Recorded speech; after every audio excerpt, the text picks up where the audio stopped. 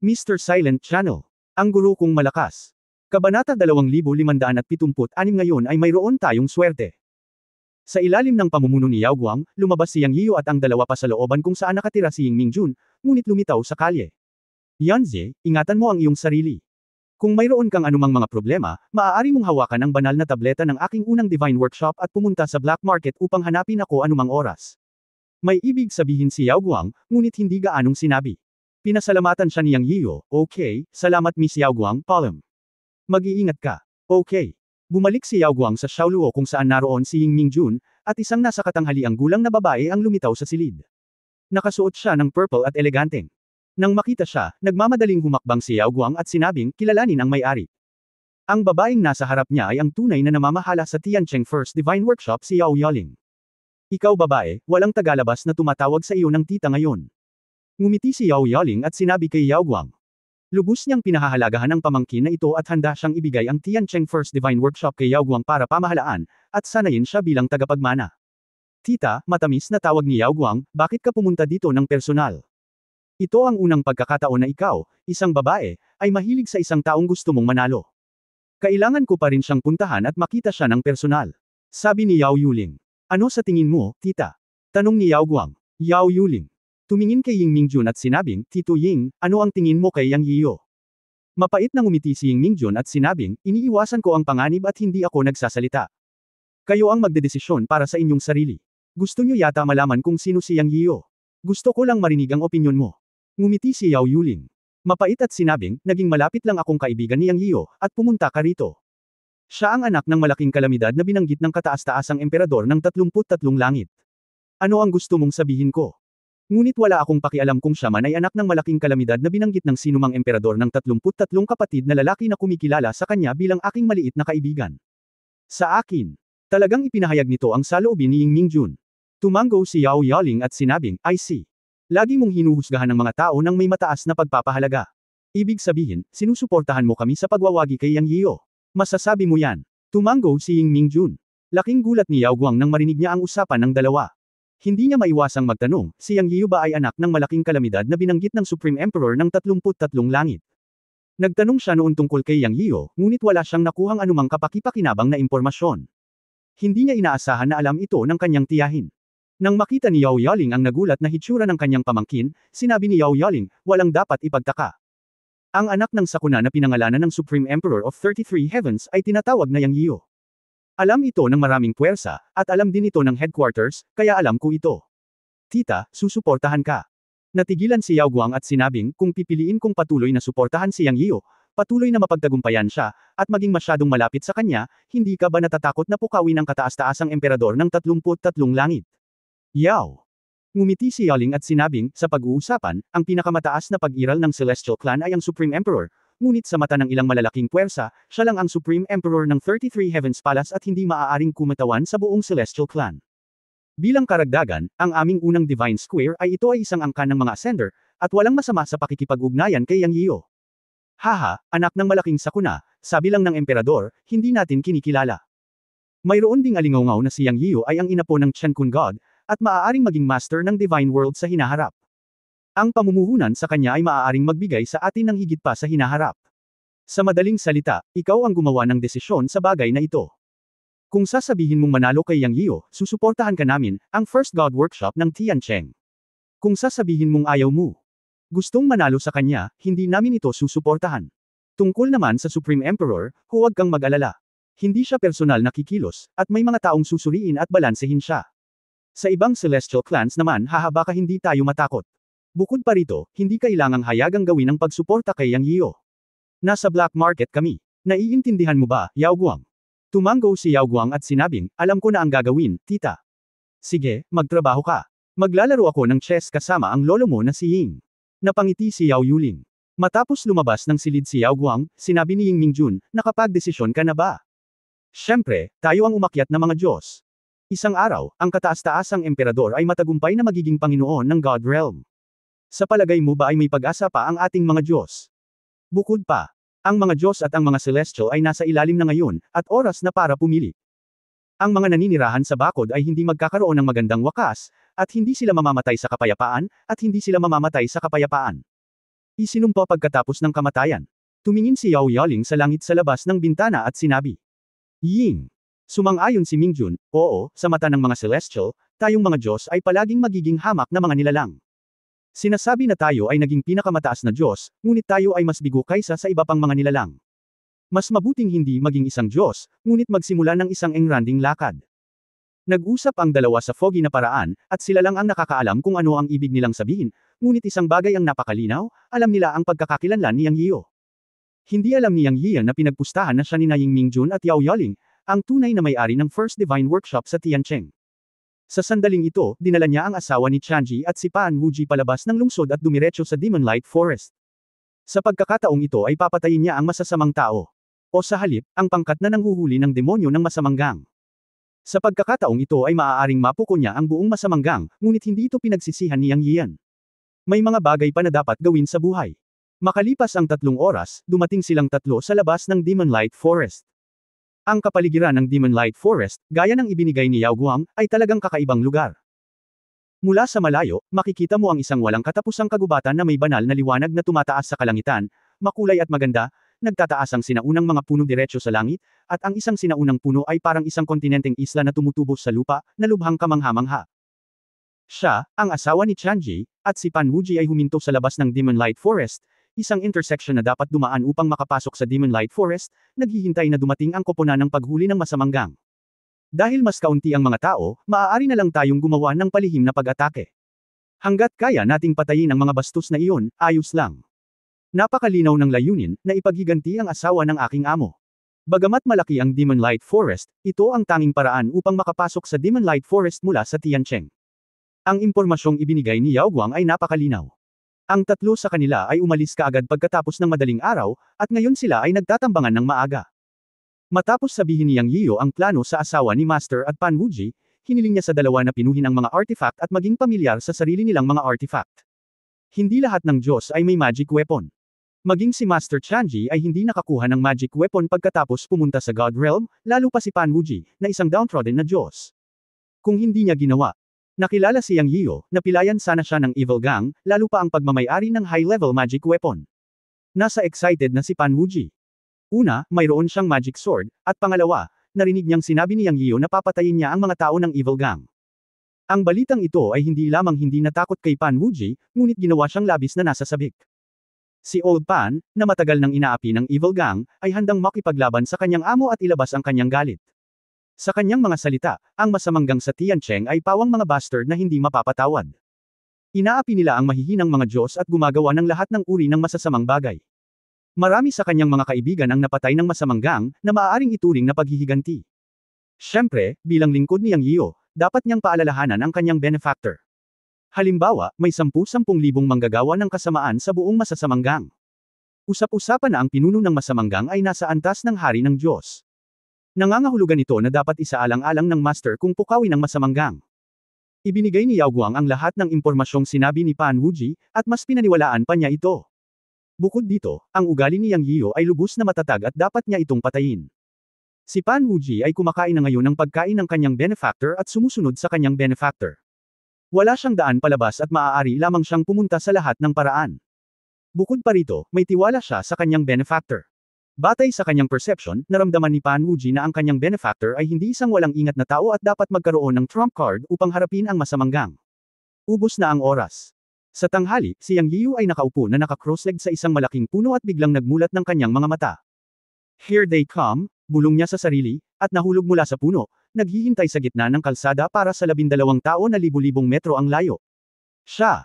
Nakita niya sa kanyang espiritual na kahulugan na sila talaga ang masasamang tao na tumulong sa mga heavenly gods sa screen ng impormasyon na ibinigay ni Yao Guang. Mayroong kabuuang 12 tao, na pinamumunuan ng nakatataas na Diyos sa langit, at ang 5 pa ay nasa gitna at pangunahing mga makalangit na Diyos. Ang natitira ay pawang mga nakataas na Diyos ng langit, na hindi dapat banggitin.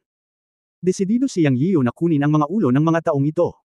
Sa susunod na sandali, nagpakita si Chanji Master sa tabi ni Yang Yiyo, na sinundan ni Pan Wuji.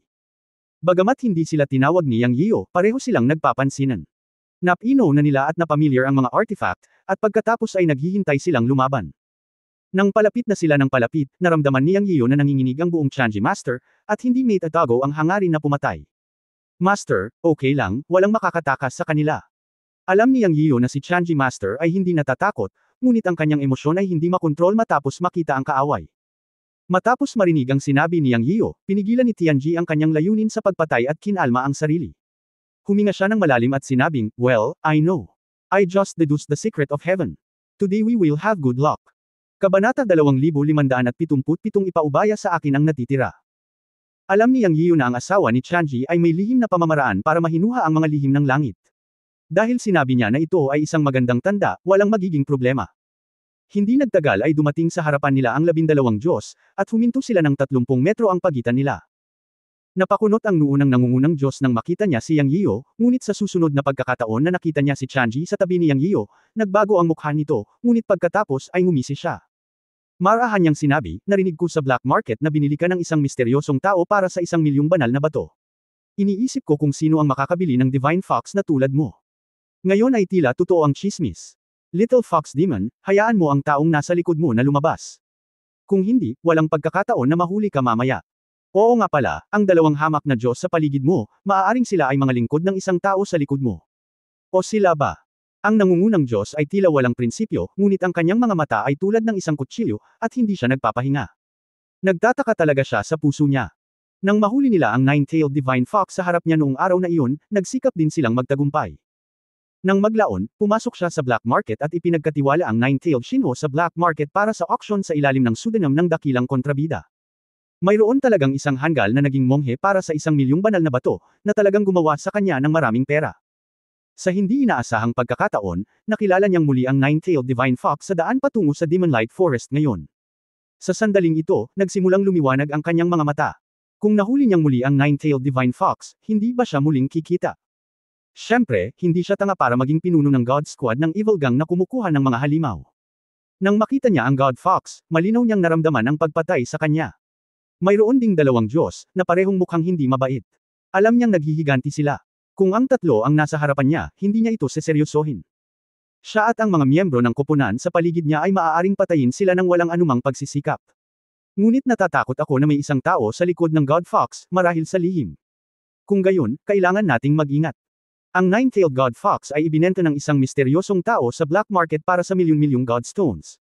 Kumalat na ito sa buong Tiancheng. Ang mga makakapaglabas ng milyon-milyong Godstones para bilhin ang Nine-Tailed God Fox sa isang hininga ay natural na hindi maliliit na karakter. Dapat tayong mag-ingat. Kung nawala ang God Fox sa Tiancheng, ayos lang, ngunit ngayon ay lumitaw ito sa harap namin, na nangangahulugan lamang na naghahanap ito ng paghihiganti, at ang misteryosong tao sa likod ng God Fox ay dapat suportahan ang God Fox, na naging dahilan upang maging tense ang lahat sa monster capture team ng masamang gang. Ang mga salita ng pinuno ay isang pagsubok. Ngunit alam ni Yang Yiyo at Chanji, na nakatayo sa tapat, na ang mga bastard na ito ay nagkasala. Kapag nagsalubong ang mga kalaban, namumula ang kanilang mga mata. Sa mga mata ni Yang Yiyo, walang masabi. Ang mga taong ito ay patay na. Sa isang pag-iisip sa kanyang isip, isang madilim na baluti ang lumitaw sa kanyang katawan, at ang itim na liwanag ay dumb alloy. Sa paggalaw ng kanyang mga paa, siya ay naging isang stream ng liwanag at nawala sa lugar, at biglang sumugod patungo sa 12 tao ng masamang gang. Ang pinuno ng masamang gang, kasama ang kanyang mga mag-aaral na biglang nagkontrata, sumigaw, bumuo ng isang porma sayon, patayin. Sa orihinal, sa kanyang mga mata, si Yang Yiyo, ang kalbo, ay isang ordinaryong Diyos sa itaas na antas, ngunit hindi niya ito sineseryoso, dahil may malaking pagkakaiba sa pagitan niya at niya. Siya ay nasa antas ng isang Diyos sa itaas na antas, at nasa tuktok, hindi banggitin na mayroong 5 o 6 na gitnang antas at pangunahing antas na mga Diyos sa paligid niya. Kahit na ang kanyang pinakamababang antas na mga subordinate ay mga Diyos sa itaas na antas, sapat na upang durugan ang 2 taong ito at ang isang demonyo. Ngunit nang lumitaw ang baluti sa kalbong lalaki at nawala sa isang iglap, alam ng pinuno ng masamang gang na ang kalbong lalaking ito ay tiyak na hindi isang simpleng Diyos na tila sa ibabaw, at siya ay umungal at lumaban. Ayaw niyang tumaob. Napakalinaw ng layunin ni Yang Yiyo. Nagpakita siya sa harap ng pinuno ng masamang gang sa isang iglap, at ginamit niya ang Dragon Slaying Sword sa kanyang kamay para laslas ng buong lakas. Labis ang pagpapahalaga sa sarili mong kakayahan, naghahanap ng kamatayan, nakita ng pinuno ng masasamang gang na ang direktang target ni Yang Yiyo ay maglaslas gamit ang kanyang espada, at siya ay sumangot ng malamig, ang kanyang buong katawan ay nagniningning sa banal na liwanag, at ang hininga ng Diyos ng langit ay sumabog. Sa malakas na pressure at divine light, 3 singsing ng divine light ang lumitaw sa likod ng kanyang ulo, at isang mahabang spear artifact ang lumitaw sa kanyang kamay at tumama sa Dragon Slaying Sword ni Yang Yiyo. Boom! Sa ilalim ng dobleng pag-atake, si Yang Yiyu ay nasa ilalim ng malaking pagsabog ng banal na kapangyarihan, at siya ay umatras ng 8 o 9 na hakbang bago huminto, at ang dugo ay umaagos na mula sa sulok ng kanyang bibig. Napangiti siya ng mapait sa kanyang puso, talagang tama, ang agwat sa pagitan ng mga kaharian sa God Realm ay masyadong malaki. Ang buong lakas na espada ay naging dahilan upang ang banal na kapangyarihan ng kalaban ay sumabog at nasaktan ang kanyang sarili. Siya ay isang Diyos sa itaas na antas, at ang kalaban ay isang Diyos sa itaas na antas. Ang pagkakaiba ng isang salita ay gumawa ng malaking pagkakaiba. Ang antas ng Diyos, ang kaharian ng paglilinang, ang emperador, at ang emperador ay mas malakas kaysa sa isa't isa. Kung gayunpaman, si Yang Yiyan ay nagsuka ng dugo, iyon lang. Ginamit lang niya ang divine power sa banggaan, at hindi binuksan ang depensa ng armor. Gusto niyang subukan ang sarili niyang lakas. Kung gagamitin niya ang kapangyarihan ng Chenkun Temple at ang kapangyarihan ng Dark Armor, may kumpiyansa siyang labanan ang pinuno ng masamanggang, ang Diyos. May sandata na sa Dark Armor ngayon. Ang sandata na ito ay ang armor gloves na pinino ng pares ng claws ng Dark Demon King. At habang naghihintay, pumasok si Yang Yiyan sa Chenkun Pot at natagpuan si Sanyan at hinayaan si Sanyan na maglagay ng lason sa armor gloves. Si Sanyan ay isang pulang ahas, isang demonyong hayop sa tuktok ng ikatlong kaharian. Ito ay lubhang nakakalason at nasa parehong antas ng Diyos sa langit. Kung talagang pag-uusapan natin ang tungkol sa lakas, ang demonyong hayop ay tiyak na mas malakas kaysa sa makalangit na Diyos ng parehong antas. Kaya't si Yang Yiyan ay hindi nag-aalala tungkol sa anumang bagay. Bukod dito, pinipigilan pa rin niyang ang kanyang masamang hangarin, naghahanda na hayaang lumitaw sina Sanyan at Ameng sa tamang oras. Pagdating ng panahon, siguradong mahuhuli nila ang mga bastos ng masamanggang. Para sa pinuno ng masasamanggang, ang langit na Diyos, ang paghaharap na ito ay nagpaginhawa sa kanya. Ang kalbong lalaki na mukhang makapangyarihan ay talagang mas malakas kaysa sa ordinaryong langit na Diyos, ngunit iyon ang kaso. Sa harap niya, ang makalangit na Diyos, lahat sila ay langgam. Hindi ba tapos na ang unang suntok? Kapag iniisip ito, ang ulo ng makalangit na Diyos ay ngumisi sa kanyang puso at nagpakita ng isang malupit na ngiti. Kasabay nito, sinundan ni Chanji at Pan Wuji si Yang Yiyan at kumilos. Pareho silang may mga artifact sa kanilang mga kamay at nakaramdam ng tiwala. Nang sumugod sila, ang iba pang miyembro ng masamanggang ang gumalaw sa isang iglap. Pagkatapos ng lahat, ang gap sa realm at ang gap sa bilang ng mga tao ay hindi isang bagay na kayang hawakan ni Chanji at Pan Wuji. Bagamat may hawak silang mga artifact, natomba pa rin sila at lumipad sa unang alon ng pag-atake. Puff! Puff! Sina Chanji at Pan Wuji ay parehong nagsuka ng dugo. Kahit na sila ay mga Diyos sa itaas na antas, hindi pa rin sila sapat na mabuti sa harap ng Panginoon ng Langit. Sa labanang ito, kung hindi dahil sa pagpapala ng mga artifact sa kanilang mga kamay, posibleng mahulog ang ibang mga Diyos. Sa sandaling ito, nakita rin ni Yang Yiyu ang asawa ni Chanji at si Pan Wuji na nagsusuka ng dugo at lumilipad pabalik. Medyo hindi siya mapakali at bamulong sa sarili na minamaliit pa rin niya ang mga bastos na ito. Inilipat ang kanyang mga paa at isinaaktibo ang maitim na baluti. Pong! Ang mga inscription sa buong baluti ay kumikislap at gumawa ng nanginginig na tunog. Ginalaw ni Yang Yiyu ang kanyang mga paa, at ang kanyang combat boots ay nagbigay ng malakas na pagpapala sa bilis sa sandaling ito. Siya ay nagpakita sa harap ng asawa ni Chanji at ni Pan Wuji at sinabing, "Ayos ka lang ba, asawa ni Master?" Habang nagsasalita, ang kanyang mga mata ay nakatuon sa pinuno ng kontrabida gang, si Lord Tianshen. Sina Chanji at Pan Wuji ay nakaramdam ng matinding kapaitan sa sandaling iyon. Hindi nila inaasahan na kahit nasa kamay nila ang magic weapon, vulnerable pa rin sila sa harap ni Lord Tianshen. Ito ang puwang sa kaharian ng mga magsasaka sa God Realm. Ahem. Okay lang. Yanze, umalis ka na agad. Ang lakas ng mga bastos na ito ay higit pa sa inaasahan ko. Makinig ka sa master mo at umalis ka kaagad. Puno ng pait ang puso ni Chanji. Gusto lang niyang makatakas si Yang Yiyu. Siya ay dumating upang pigilan ang Panginoong Tianshen na ito, kahit na ito ay magbuwis ng kanyang buhay. Hindi, mananatili ako. Aking benefactor, gusto mong umalis, pipigilan ko sila. Si Pan Wuji ay nagpakita ng isang pakiramdam ng responsibilidad sa sandaling ito. Sa kanya, ang kanyang buhay ay ibinigay ni Yang Yiyu.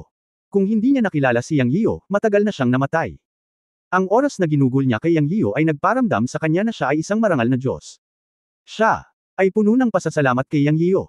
Sa kritikal na sandali ng buhay at kamatayan, siya, si Pan Wuji, ay dapat ibahagi ang mga alalahanin at bayaran ng kanyang tagapagbigay. Nagplano na siyang mag-self-destruct. Nakinig si Yang Yiyu sa 2 taong nag-uusap, ngunit hindi niya alam kung tatawa o iyak at sinabing, "Masyado kang mag-isip. Kaunti lang ang mga bastos. Wala akong pakialam sa kanila.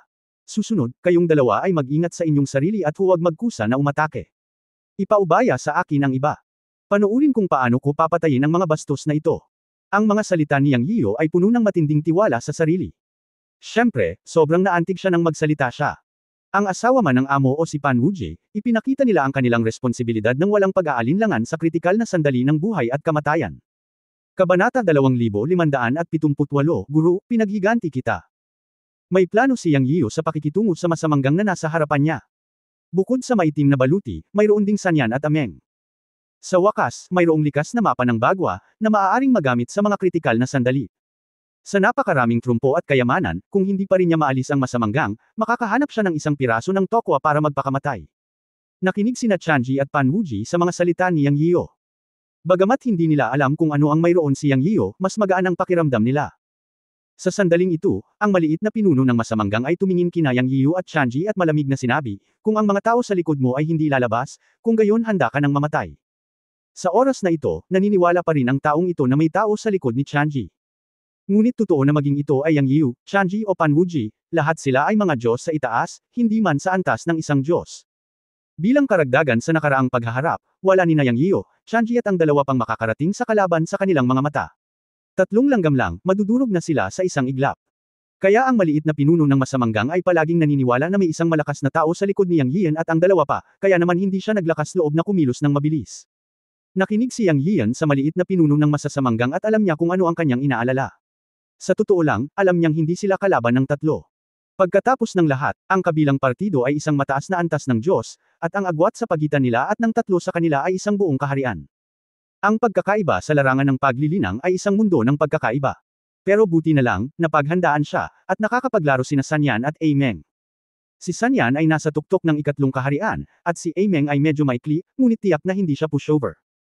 Kung gusto mong lumabas ang mga tao sa likod namin, kung gayon ay ayon sa gusto mo. Malamig na bamantong hininga si Yang Yiyan, at sa isang kaway ng kanyang kamay, sina Sanyan at Ameng ay ipinatawag mula sa palayok ng Chenkon. Sanyan, Ameng, patayin ang kalaban. Inutusan ni Yang Yiyan ang dalawang langit na demonyong hayop. Heis! Gugo! Paglabas nila Sanyan at Ameng, umungol sila. Nagliyab ang katawan ng una, at ang tatlong ulo ay bamuka ang kanilang mga bibig at nagluwa ng mga dila ng ahas habang sumisitsit. Tatlong apoy ang agad na napunta sa 12 kontrabida ng Evil Gang. Ang katawan ng huli ay kumikislap na may makalupang dilaw na liwanag, at ito ay naging isang natitirang imahe sa isang iglap, at direktang sumugod.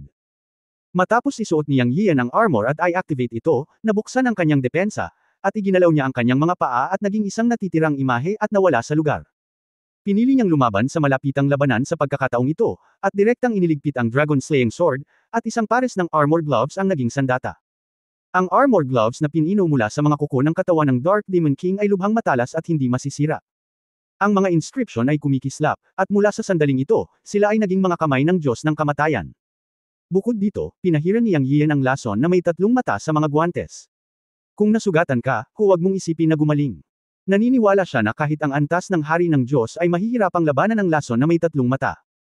Isang tao at dalawang hayop ang umabot sa isang marahas na estado ng pakikipaglaban sa isang iglap at sumugod patungo sa 12 celestial na kontrabida ng Evil Gang. Ang pinuno ng masamanggang ay nanginginig sa lahat sa sandaling ito at bumulalas, tatlong kaharian ng mga makalangit na hayop, mabilis na umatras. Noon pa man ay ipinagmamalaki niya ang paghuli ng mga halimaw, o pakikitungo sa mga halimaw. Madalas siyang tumatambay sa black market. Isa siyang malaking kontrabida at laging mayabang. Ngunit sa sandaling ito, nagbago ang kanyang mukha. Natural na alam niya kung ano ang kinakatawan ng tatlong kaharian ng mga makalangit na hayop. Gayunpaman, nang sinabi niyang umatras, dumating na ang tatlong apoy na tumalsik mula sa bibig ng tatlong mata. Ang malaking masamang tao ay nagmamadaling hinimok ang lahat ng kanyang banal na kapangyarihan. Isang banal na sandata ang lumitaw sa kanyang kamay, na isang payong. Sumigaw siya, buksan mo ang yin-yang payong para sa akin. Biglang sumabog ang itim at puting yin-yang na payong sa kanyang kamay na may libu-libong banal na ilaw, at ang mga inscription ay damaloy, na bumubuo ng isang depensa sa kanyang harapan. Boom boom boom. Ang tatlong apoy ng tatlong mata ay nahulog sa yin-yang na payong ng malaking masamang tao, at isang dagandong ang sumabog. Nawala ang dagandong, at nawala ang apoy. Nilabanan niya talaga ang tatlong apoy na iniluwa ng tatlong mata. Bago pa makahinga ng maluwag ang malaking kontrabida ay may sumigaw mula sa kanyang likuran. Ah! Laking gulat niya nang makita niya ang isa pang earthy yellow demon beast na dinudurog ang ulo ng isa niyang tauhan gamit ang isang kuko. Gayunpaman, dumating ang tatlong ulo na pulang ahas sa kanyang harapan at tinitigan siya sa isang iglap, at hinampot siya ng buntot ng dragon. Boom! Isang malakas na suntok ang tumama sa malaking kontrabida, at lumipad siya pabalik. Ang masamang hayop ay naghahanap ng kamatayan, agad na lumipad ang malaking kontrabida, na may 6 na turn na inscription ng Yin Yang umbrella sa kanyang kamay, at nakipag-away kay San Yan. Alam niyang tinatitigan siya ng halimaw. Kung hindi niya inalis ang ahas na may 3 ulo, kahit na siya, lahat ay mamamatay. Ang gawain ni Yang Yiu para kay San Yan ay bantayang mabuti ang pinuno ng masamang gang. Kung kaya niyang patayin siya, papatayin niya ito. Kung hindi niya ito mapatay, sasalubungin niya ito hanggang sa mamatay, at hindi niya ito hahayaang makahinga. Ang gawaing ibinigay niya kay Ameng ay labanan ang iba pang 4 na Diyos. Hindi niya hiniling na patayin ang mga ito, kundi para lamang saluhin sila. Siya mismo ang nakatutok sa 5 Diyos sa itaas. Sa parehong kaharian, nakasuot siya ng maitim na baluti at kumpiyansa na kaya niyang patayin ang 5 matataas na Diyos ng masamang gang sa loob ng ilang segundo. Nang sila ay naging mas apurahan, ang huling pagkubkob ay isang foregone conclusion. Naniniwala siya na kayang gawin ito nina San Yan at Ameng, at kailangan lang nilang magkasalubong ng 10 paghinga. Mamatay. Si Yang Yiu ay nagpakita sa harap ng isang Diyos sa isang iglap, umuungal ng salitang, mamatay, at ikanaway ang kanyang kamay. Ang mga itim na inscription sa mga guwantes na nakasuot ay dumb alloy, at ang natitirang imahe ay dumaan. Minamaliit ng Diyos na ito si Yang Yiu. Nang makitang si Yang Yiu ay isa ring Diyos ng parehong kaharian, na may mahabang sibat sa kanyang kamay, malamig siyang bumantong hininga at sinaksak ng baril si Yang Yiu. Ngunit sa susunod na sandali. Boom! Bang! Ikanaway ni Yang Yian ang kanyang kamay at direktang binasag ang artifact ng sibat sa kamay ng Diyos, at pagkatapos ay binali ang Diyos sa kalahati. Hindi lamang iyon, nagsimulang lumabas ang itim na gas mula sa sugat sa katawan ng Diyos, at sa isang sizzling tunog, ang katawan ay naging makapal na tubig. Nagulat si Yang Yian. Inilapat na niya ang kamandag ng 3 mata sa armor gloves, ngunit alam din niyang hindi ganoon kalakas ang lason ng 3 mata. Ngunit sa lalong madaling panahon na pagtanto niya na ang kamandag ng 3 mata ay isang aspeto, at ang pangunahing punto ay ang mga guwantes na nakasuot mismo. Dahil ang armor gloves ay pino mula sa isang pares ng kuko ng katawan ng Dark Demon Emperor. Nilinang ng Dark Demon Emperor ang Dark Avenue. Ngayon tila ang mga guwantes na nakasuot ay may madilim na katangian. Ito ay talagang isang kasiya siyang sorpresa. Ang lakas ng pag-atake ng armor gloves na pinino mula sa pares ng mga kuko ng Dark Demon Emperor ay lumampas sa kanyang inaasahan. Hindi lang ito ordinaryo. Isipin mo ito, ang Dark Demon Emperor ay isang demonyong emperador sa antas ng Heavenly Dao, at ang kanyang mga kuko ay pangkaraniwan. Maging ang mga kuko pagkatapos ng kamatayan, nang matagpuan niya ang mga ito pagkatapos ng isang buong panahon, hindi ba sila bulok? Ang katawan ng hari ng demonyo sa antas ng langit ay immortal kahit pagkamatay. Alam ni Yang Yian na hindi niya maintindihan ang lakas nito. Ngunit hindi ito mahalaga ngayon. Ang mahalaga ay alam niya na sa pares ng armor gloves na ito, magiging invincible ang kanyang attack power. Siya ay nasa sabik at bahagyang nataranta, ngunit biglang inatake mula sa likuran. Boom! Ito ay isang Diyos na umalali sa kanya habang siya ay ginulo at inatake siya mula sa likuran. Gayunpaman, pagkatapos ng isang dagandong, ang maitim na nakasuot na inscription sa katawan ni Yang Yian ay napakaganda. Hindi naman siya nasaktan. Sa halip, ang Diyos na umatake sa kanya ay napaatras ng defensive power ng Dark Armor. Sa isang galaw ng kanyang mga paa, napangisi si Yang Yian, dahil sabik kang mamatay, tutuperin ko ang iyong hiling. Pagkatapos sabihin iyon, iginalaw ni Yang Yian ang kanyang mga paa at humarap sa Diyos na may kasamang whoosh, at umatake gamit ang 2 kamay.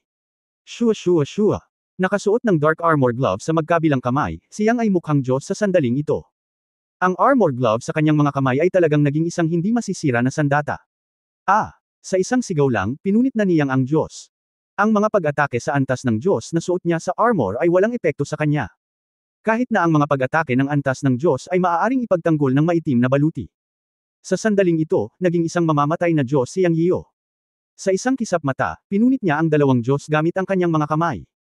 Paglingon, ang natitirang 3 Diyos ay pinuntirya ni Yang Yiu. Pero natakot sila. Ikaw, isa kang demonyo. Ang isa sa mga Diyos ay sumigaw sa nanginginig na boses at tumalikod at tumakbo. Ang 2 pa ay walang exception at tumakbo palayo sa isang iglap.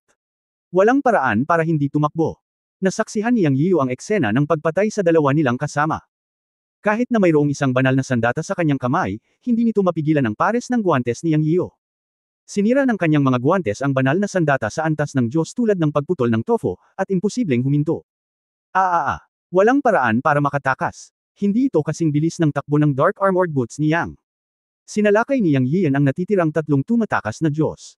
Sa gitna ng hiyawan ng Sindek, ang 3 Diyos ay pinunit ng mga kamay ni Yang Yian. Ang kanilang mga katawan ay nilamon ng mga ari-arian ng maitim na guwantes, na walang naiwang abo. Ito, hindi kumuha ng 10 paghinga ng oras sa lahat. Ang 5 Diyos sa itaas ay pinunit ng mga kamay ni Yang Yian at naging abo. Si Yang, na tumaas ang kumpiyansa sa isang kisap mata, ay tumingin sa paligid. Sa di kalayuan, si Sanyan at ang pinuno ng masasamanggang ay mahigpit na nag-aaway, at si Sanyan ay nasa itaas pa rin. Si Ameng ay nahihirapang labanan ng tatlong Diyos. Sa orihinal, mayroong dalawang pangunahing Diyos at dalawang gitnang Diyos, ngunit si Ameng ay maliksi at kakaiba. Sa simula, kinakamot niya ang ulo ng isang pangunahing Diyos gamit ang isang kuko. Ngayon tatlo na lang ang natitira. Siyempre, hindi kasama ang pinuno. Ang mga mata ni Yang Yian ay malamig, at sa susunod na sandali ay lumitaw siya sa tabi ni Ameng. Sa pamamagitan ng isang pagwagayway ng kanyang kamay, ang itim na hangin ay lumundag, ang mga inscription sa mga guwantes ay kumikislap, at ang matalim na talim ng kanyang limang daliri ay lumitaw. Bigla siyang naglaslas sa isang first level na God Lord. Isang itim na hangin ang kumislap mula sa mga guwantes. Ang artifact ng first level na God Lord na ito ay nahati sa dalawang piraso. Sa isang sigaw, bumagsak sa lupa ang first level na God Lord na nakabuka ang tiyan. Ang sugat ay napapaligiran ng itim na hangin, at halatang hindi na siya mabubuhay. Gaya ng inaasahan, walang pag-asang mabuhay. Ang natitirang dalawang middle level na God Lords ay mapatla. Ameng, bawat isa sa inyo ay humarap sa isa. Inutusan ni Yang Yian si Ameng, at sa susunod na sandali ay dumiretso siya sa isa sa mga middle level na God Lords. Ang middle level na God Lord ay tumalikod at tumakbo, hindi nang ahas na labanan si Yang Yian ng direkta. Lahat ng nangyari ngayon ay nakita ng middle level na God Lord. Alam niya na kakaiba ang armor ni Yang Yian, at ang pares ng kamay o armor gloves ay mas kakaiba. Ang pagputol at pagtaas ay parang pagputol ng tofu. Paano siya makakalaban? Kakaiba kung hindi siya tatakbo. Pero mas matatakot kaya sila kay Yang. Halatang hindi. Ang maitim na baluti ay isang makalangit na baluti, isang kumpletong baluti.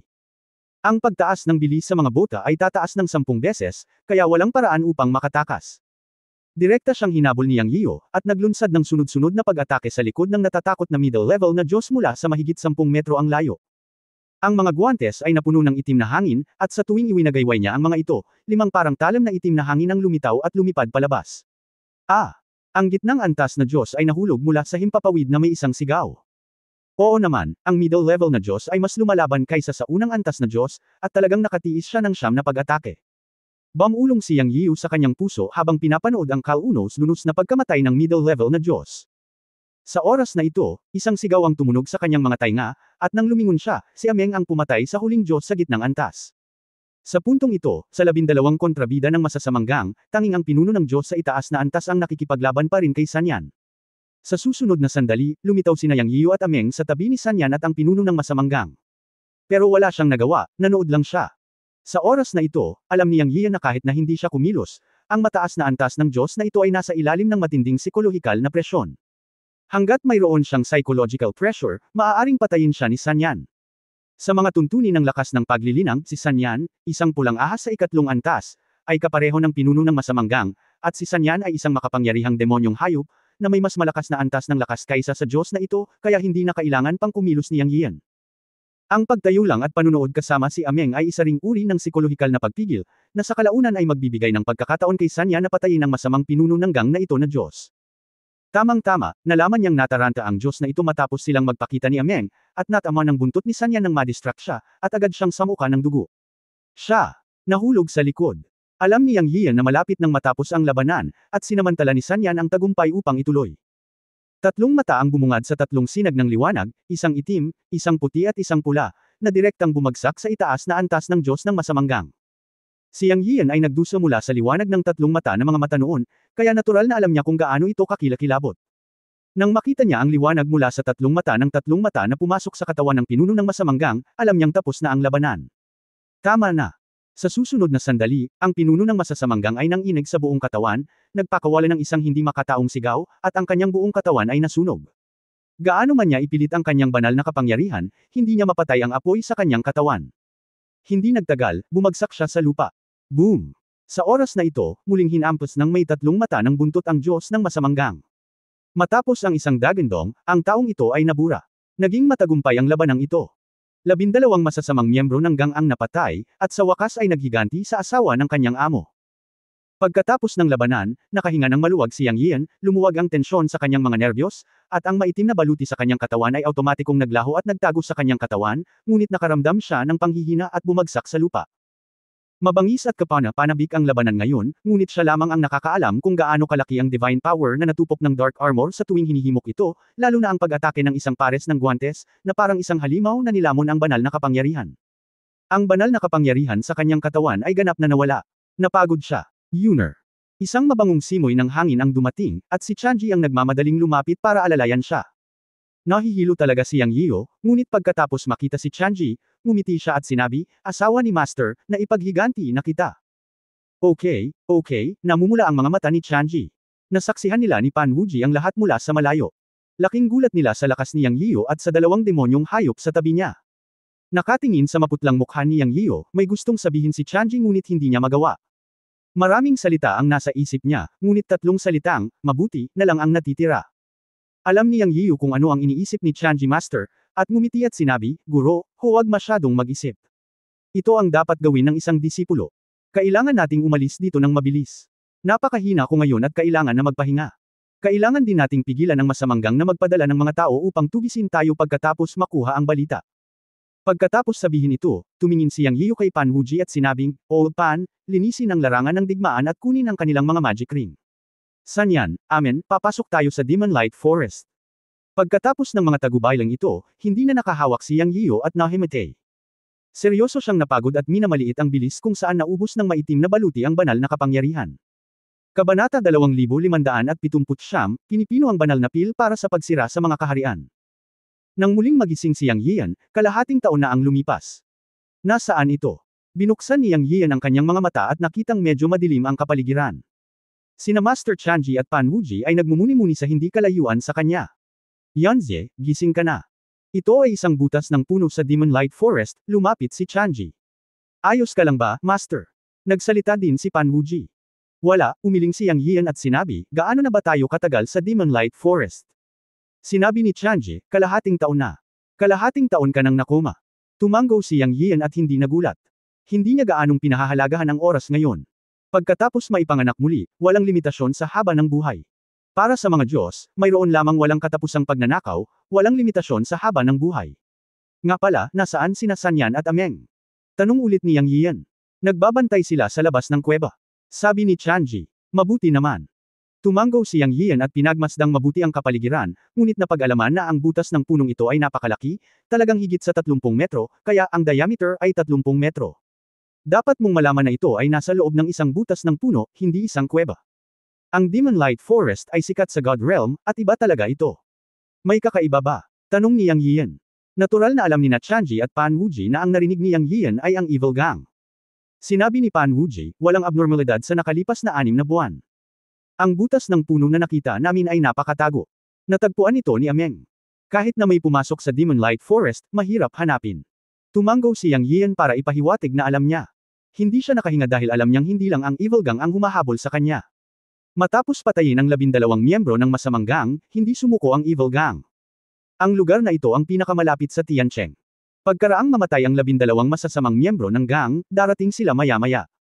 Baka may nakapasok na sa Demon Light Forest, pero hindi pa nila nahanap. Alam niya na hindi ganoon kadali ang kapangyarihan ng God Clan. Nawasak man ang katawan, minsan may mga lihim na pamamaraan para maikalat ang impormasyon. Sa makatuwid, tiyak na malalaman ng punong tanggapan ng Evil Gang ang tungkol sa pagpatay niya sa 12 miyembro ng masasamang gang. Pinaghandaan niya ito. Walang pakialam si Yang Yian sa Evil Gang. Dahil kumpara sa 33 Heavens Palace at sa Chenkun Po Temple ng Celestial Clan, ang Evil Gang ay wala. Talagang lagi siyang nag-aalala tungkol sa mga tao sa 33 Heavens Palace at sa mga labi ng Chenkun Temple tulad ni Yu Chen. Alam na niya na una sa lahat, ang mga celestial na nilalang ng 33 Heavens Palace ay hindi siya pababayaan, at pagkatapos ay ang mga labi ng Chenkun Po Temple ay palaging nais na makuha ang kayamanan ng Chenkun God mula sa kanya, at hindi sila susuko. Isa pa, sunod-sunod niyang pinatay ang marami sa kanila, kaya tiyak na hahanapin siya ng mga iyon. Kung kailan nila siya mahahanap, iyon ay hindi alam. Bagamat nagbago ang kanyang aura at cultivation, alam ni Yang Yian na hindi mahirap para sa mga may malalim na cultivation na mahanap siya. Sa dalawang makapangyarihang puwersang ito, wala ang Evil Gang, kaya naman ang ahas si Yang Yian na direktang patayin ang 12 masasamang lalaki ng Evil Gang. Anyway, ito. Ang lahat ay tungkol sa pagkakaroon ng napakaraming kuto, at walang pagkakaiba sa kanya kung may isa pa o mas kaunting kaaway. Ang susi ay ang susunod na tugon. Paano ito haharapin? Sa huling pagsusuri, ito ay tungkol sa lakas. Sa lakas, kaya niyang pumatay ng mga Diyos at pumatay ng mga Diyos, at lumaban pa sa mga Panginoon ng antas ng Hari ng Diyos. Ngayon alam na ni Yang Yiyo na dapat niyang pagbutihin ang kanyang lakas, at ito ang susi. Siya ay kasalukuyang nasa itaas na Diyos, at isang hakbang ang layo mula sa kaharian ng Hari ng Diyos. Ang pundasyon ay malapit na, at ito ay lubhang kinakailangan upang simulan ang paglabag sa pamamagitan ng para sa pambihirang tagumpay mula sa itaas na Diyos hanggang sa antas ng Hari ng Diyos, mayroon din siyang plano, na kung saan ay pinuhin ang elixir.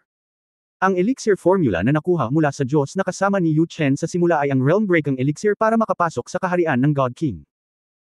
Sa ngayon, ang oras at kondisyon ay hinog na, at sa mga pamamaraan ng pagsusubo at pagkontrol ng apoy na natutunan mula kay Ying Mingjun, may sapat na kumpiyansa si Yang Yiyu upang pinuhin ang realm-breaking elixir at maapektuhan ang kaharian ng God King. Halos gumaling na si Yang Yiyu matapos matulog ng kalahating taon, kaya ipinaliwanag niya sa asawa ng kanyang amo at kay Pan Wuji, at sinimulan niyang pinuhin ang elixir. Maging ito man ay ang magic na gamot na kailangan para sa alchemy o lahat ng iba pa, pagkatapos na handa na ang lahat, inilabas ni Yang Yiyu ang kanyang Taishyang elixir furnace at sinimulang pinuhin ang elixir. Matagal-tagal na rin simula noong ginamit ko ang Supreme Peel Furnace. Nang muli ko itong inilabas, nalaman kong hindi ito umabot sa pamantayan. Natakot ako na hindi nito kayang suportahan ang pagdadalisay ng banal na elixir. Ang Supreme Peel Furnace ay isang top-level na immortal na artifact. Ngayon na ito ay nakarating sa banal na kaharian, ito ay medyo hindi sapat. Naisip ni Yang Yiyan na dapat niyang i-upgrade muna ang grado ng Supreme Peel Furnace. Hindi ito mahirap para sa kanya, dahil itinago pa rin niya ang ilan sa apoy na pulang ginto, at kailangan lang ng isang pirasong kasing laki ng kamao. Ang pangunahing bagay ay tunawin ito sa Supreme Peel Furnace, at pagkatapos ay gamitin ang quenching method na itinuro ni Ying Mingjun para pawiin at huwad ito. Hindi naging mahirap na i-upgrade ang grado ng Heavenly Peel Furnace sa isang pangunahing artifact, at hindi ito kailangang masyadong mataas. Ginawa ito gaya ng sinabi niya, at nagsimula ang pagsusubo. Naging maayos ang lahat. Ayon sa paraan ng pagtuturo ni Ying Mingjun, madali lang. Naunawaan din ni Yang Yiyan ang paraan ng pagsusubo. Makalipas ang kalahating buwan, na kumpleto ng Supreme Peel Furnace ang pagsusubo at matagumpay na sumulong sa pangunahing artifact, na sapat na upang suportahan siya sa pagpino ng elixir. Naisip ni Yang Yiyan na hihilingin niya kay Ying Mingjun na tulungan siyang pawiin muli ang Supreme Peel Furnace sa hinaharap, at magiging perpekto ito kung maa-upgrade ito ng ilang grado. Sa pagtingin sa mga apoy at pulang gintong pattern sa ibabaw ng Supreme Peel Furnace, ngumiti si Yang Yiyan ng may kasiyahan, at pagkatapos ay nagsimulang pumasok sa yugto ng alchemy. Ang lahat ay ginawa ng madali. Siya ay higit na sanay sa alchemy kaysa sa mga kasangkapan sa pagpino. Gayunpaman, ang pagpino ng isang banal na tableta ay tumagal ng mas maraming oras kaysa sa pagpino ng isang walang kamatayang tableta.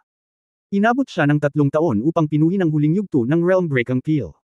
Siyempre, nagtagumpay siya sa wakas. Bukas, binuksan ni Yang Yiyu ang Peel Furnace, at biglang may lumabas na maliwanag na glow mula sa Peel Furnace. Sa panahon na pinipino ni Yang Yiyu ang tableta, naging masigla si Tian Cheng. Upang maging tumpak, ang Fire God King ng 33 Heavens Palace ay dumating sa Tian Cheng. Nagpadala ang Fire God King ng 20 Diyos sa Divine Stone Vein ng sinaunang battlefield upang tugisin si Yang Yiyu, ngunit hindi na sila bumalik.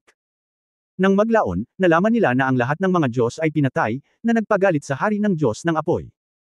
Sa pagkakataong ito, direktang ipinadala niya ang pinakamakapangyarihang 10 pinakamataas na antas na mga Diyos ng rurok ng 33 langit na palasyo upang pumasok sa Divine Stone Vein. Ngunit hindi niya ito nakita, kaya hinanap niya ang buong sinaunang larangan ng digmaan, ngunit hindi pa rin niya ito makita. Bilang huling paraan, ginugol ng Fire God King ang kanyang mana para mahihinuha ito, at talagang nalaman niya na pumunta si Yang Yiyu sa Tian Cheng, ngunit ang bawat lungsod ay naglabas ng larawan at impormasyon ng hininga ni Yang Yiyu. Kung si Yang Yiyu ay pumunta sa Tian Cheng, dapat ay mayroong balita mula doon, ngunit wala talagang balita. Alam ng Fire God King na may nangyaring mali. Sa pagkakataong ito, personal niyang dinala ang 10 nangungunang mga Diyos kay Tian Cheng, at pagkatapos ng ilang pagtatanong, sa wakas ay nakakita siya ng isang kaina-hinalang tao. O sa halip, ang isang puwersa sa ilalim ng lupa sa Tian Cheng ay nasa isang malaking labanan. Nabalitaan na isang Diyos mula sa Protoss clan ang pumatay ng 12 disipulo, na isa sa kanila ay isang Diyos na may mataas na ranggo. Sa wakas, pumunta ang Fire God King sa Evil Gang para maunawaan ang sitwasyon. Ang Evil Gang ay napakalakas sa Tian Cheng, ngunit wala ito sa harap ng mga tao ng 33 Heavens Palace. Personal na tinanggap ng leader ng gang ang Fire God King, at nagkita ang dalawa para mag-spells para mangolekta ng impormasyon, at sa wakas ay natukoy na si Yang Yiyu yun. Si Yang Yiyu ang pumatay sa masasamang grupo ng Halimaw Catching Team, at siya rin ang pinangalanang patayin ng Heavenly Clan Emperor Supreme. Siyempre, ang balita ng anak ng malaking sakuna ay ipinakalat lamang sa isang maliit na hanay. Ang Emperor Supreme ay isang tao rin ng mukha, at hindi niya masabi sa buong God Realm na may malaking katuwaan. Ang marangal na Emperador Supreme ay natatakot sa isang maliit na Diyos na kakaakyat lang sa God Realm dahil sa isang propesya. Kaya may ilang mga bagay na kahit na hiniling ng Emperador Supreme sa kanyang upuan na si Qifa Shen na gawin ito, si Qifa Shen ay hindi maaaring magpakita. Upang isaalang-alang ang mukha ng Emperador at ng kanyang sarili, ang pinakaangkop na bagay ay ang magpadala ng isang Fire God King. May ilang bagay na hindi masabi ng Fire God King, ngunit hiniling lang niya sa Evil Gang na ganap na makipagtulungan at mahanap si Yang Yio.